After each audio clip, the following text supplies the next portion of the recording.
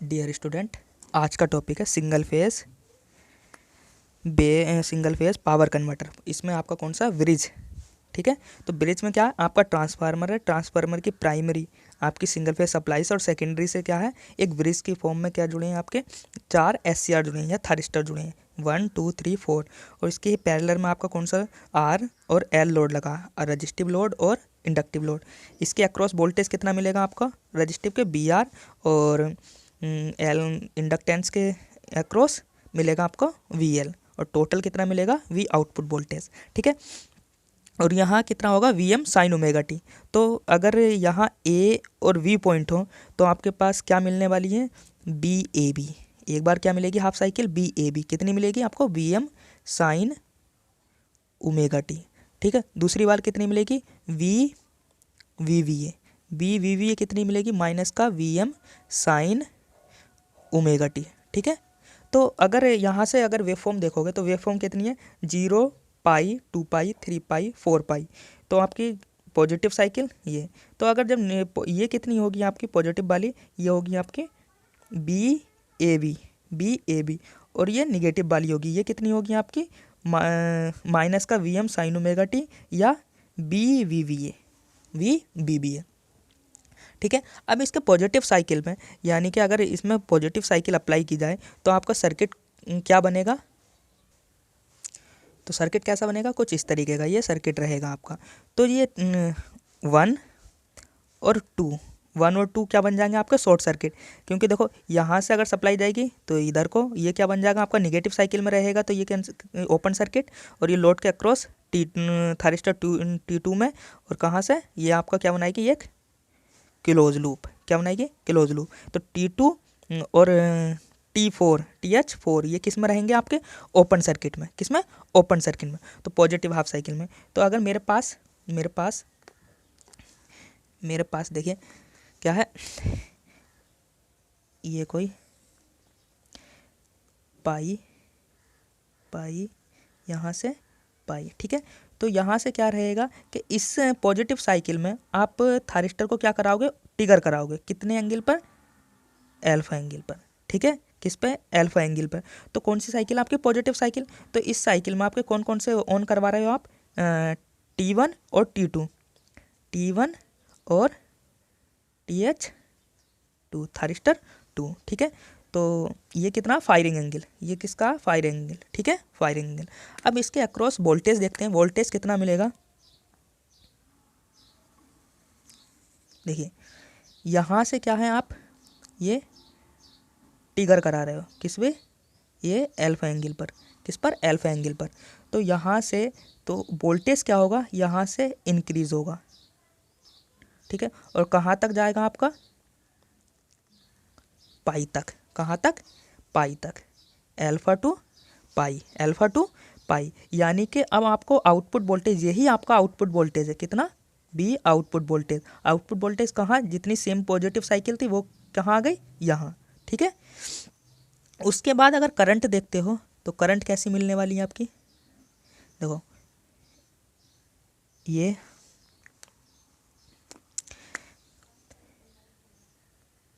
पाई, यानी कि यहाँ से क्या करने वाली है, इंक्रीज करने वाली है। कहाँ तक इंक्रीज करेगी आपकी, पाई तक इंक्रीज करेगी, ठीक है। ये पॉजिटिव साइकिल। अब पॉजिटिव साइकिल में ये क्या है, आपकी करंट है, कितनी, करंट। अब ये निगेटिव साइकिल आएगी, जैसे ही आपकी ये पाई तक पॉजिटिव साइकिल, उसके बाद जैसे ही आपकी निगेटिव साइकिल आएगी तो निगेटिव साइकिल में क्या होगा कि ये वाले क्या होंगे, ऑफ नहीं होंगे, 1 और 2 क्या नहीं होंगे, ऑफ नहीं होंगे। क्यों, क्योंकि यहाँ जो आपका इंडक्टेंस लगा है वो कितनी एनर्जी स्टोर करेगा, हाफ LI स्क्वायर। यानी कि अब ये वाले ऑन क्यों नहीं होंगे निगेटिव साइकिल में, क्योंकि इसका जो होल्डिंग करंट है वो क्या, इससे ज़्यादा है। यानी कि ये वाला जो करंट है ये तब तक ऑफ नहीं होंगे। पहले ही बता चुका हूँ कि आप करंट का ऑन और ऑफ होना कौन डिसाइड करता है, करंट, थारिस्टर का ऑन और ऑफ होना कौन डिसाइड करता है, करंट, ना कि वोल्टेज। तो इनका 1 और 2 का कौन डिसाइड करेगा, करंट डिसाइड करेगी। तो होल्डिंग करंट से जैसे ही कम होगा तब ऑफ होगा, ना कि उससे पहले।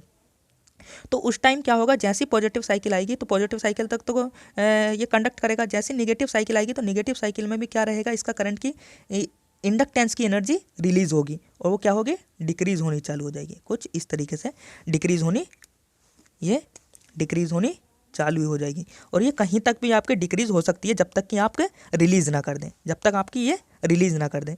फिर उसके बाद अब निगेटिव साइकिल आएगी।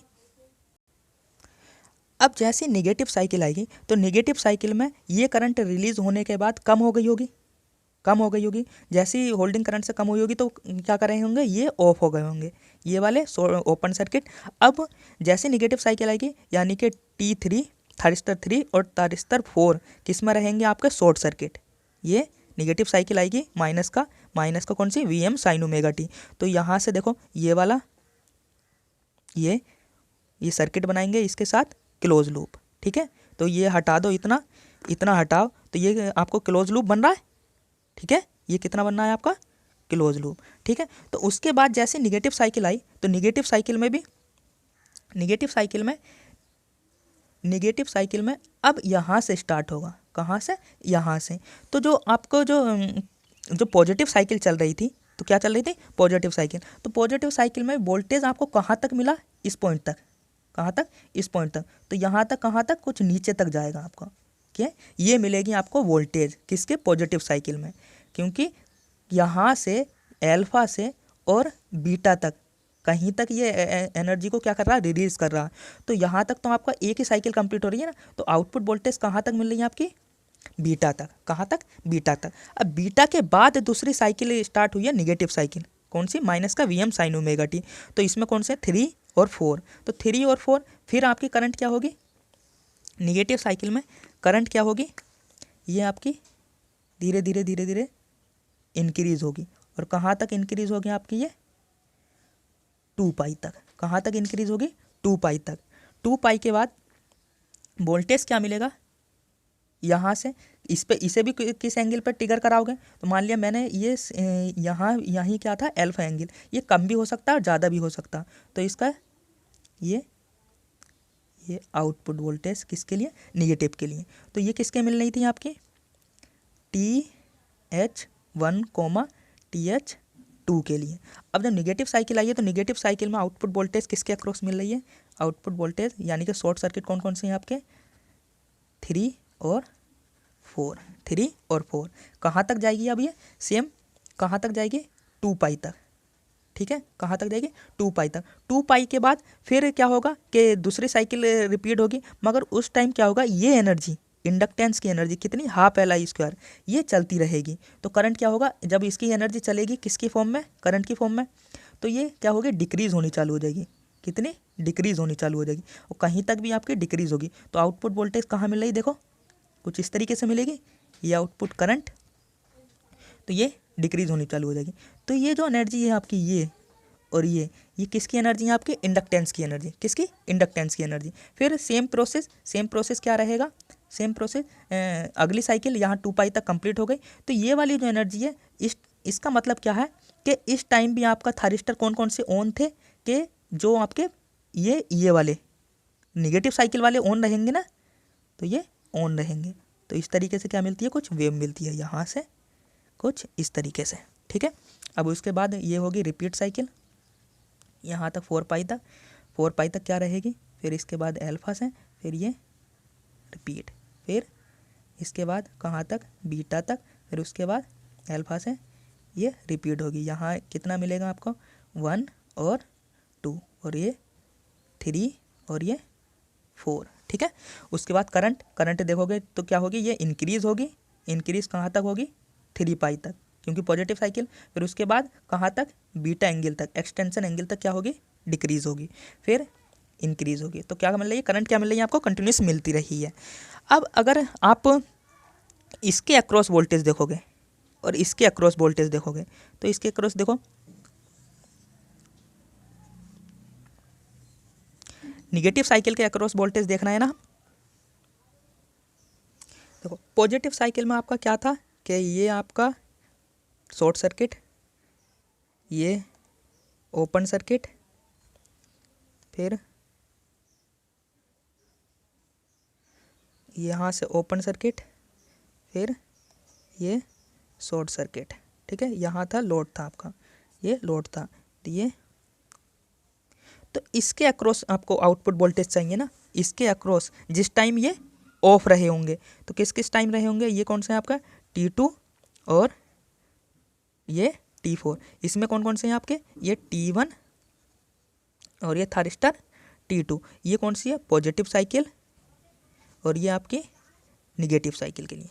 तो पॉजिटिव साइकिल में देखोगे तो पॉजिटिव साइकिल में आपके इस टाइम के लिए, यानी कि इस टाइम के लिए आपके अल्फा टू पाई तक आपका क्या था, ये वाले सर्किट, यानी कि अल्फा से पहले तक क्या थे, ये ओपन सर्किट थे ना, क्या थे, ओपन सर्किट। तो आउटपुट वोल्टेज कैसी मिलेगी, यहाँ तक, यानी कि ये किसके अक्रॉस, इन वाले के, ये आपके अल्फा एंगल से ट्रिगर कराने से पहले क्या थे आपके ओपन सर्किट। उसके बाद क्या हुए थे, ये शॉर्ट सर्किट, दूसरी से ये शॉर्ट सर्किट। कहाँ तक शॉर्ट सर्किट था, ये पाई और ये बीटा तक, कहाँ तक, बीटा तक। ये बीटा तक कैसे थे आपके, ये शॉर्ट सर्किट, बीटा तक कैसा था आपका शॉर्ट सर्किट। उसके बाद क्या हुआ था, ये फिर जैसे निगेटिव साइकिल आएगी तो निगेटिव साइकिल में क्या हो जाएंगे, ये अब निगेटिव साइकिल में ओपन सर्किट बनेंगे ना, तो ओपन सर्किट इनके अक्रॉस वोल्टेज कुछ इस तरीके से, फिर अगर निगेटिव साइकिल में देखोगे तो निगेटिव साइकिल में देखो, ये निगेटिव साइकिल आपकी ना, तो निगेटिव साइकिल में ये इस टाइम के लिए क्या रहे थे आपके, ऑफ, क्या रहे थे, ऑफ। कहाँ तक ऑफ थे आपके, ये कहाँ तक ऑफ थे, ये पाई से, ये पाई से फिर बीटा तक, कहाँ तक, ये आपके ऑफ थे। उसके बाद जैसे दूसरी साइकिल आई तब ये आपके क्या हुए थे, ऑन हुए थे, क्या हुए थे, ऑन हुए थे। जैसे निगेटिव साइकिल में आपके थारिस्टर T3 और T4 क्या हुए थे, beta two 2 pi plus beta तक ये शॉर्ट सर्किट रहेंगे, क्या रहेंगे, शॉर्ट सर्किट, ठीक है। अगर तो आपको लिखना हो तो लिखोगे कैसे कि पॉजिटिव पहले क्या था, अल्फा एंगल पर तो आपको लिखना होगा तो पॉइंट तो कैसे लिखोगे, पहले आपने कौन सी, पॉजिटिव साइकिल के लिए, पॉजिटिव साइकिल में क्या होगा कि आपके थारिस्टर जब अल्फा एंगल पर ट्रिगर कराओगे, फायरिंग एंगल अल्फा एंगल पर क्या करा रहे हो आप, ट्रिगर, यानी कि नॉट इक्वल टू 0, ये 0 नहीं है, तभी तो अल्फा एंगल पर ट्रिगर होगा। तो अल्फा एंगल पर ट्रिगर कराओगे तो कौन कौन से आपके ऑन थे, थारिस्टर 1 और थारिस्टर 4 किस में थे, फॉरवर्ड बायस में, और ये किस में थे आपके, तो थारिस्टर 1 और 2 किस में है आपके, फॉरवर्ड बायस में, ठीक है। और 2 और 3 किस में है आपके, रिवर्स बायस में, ठीक है। एक स्टेप लिख दोगे आप पेपर में।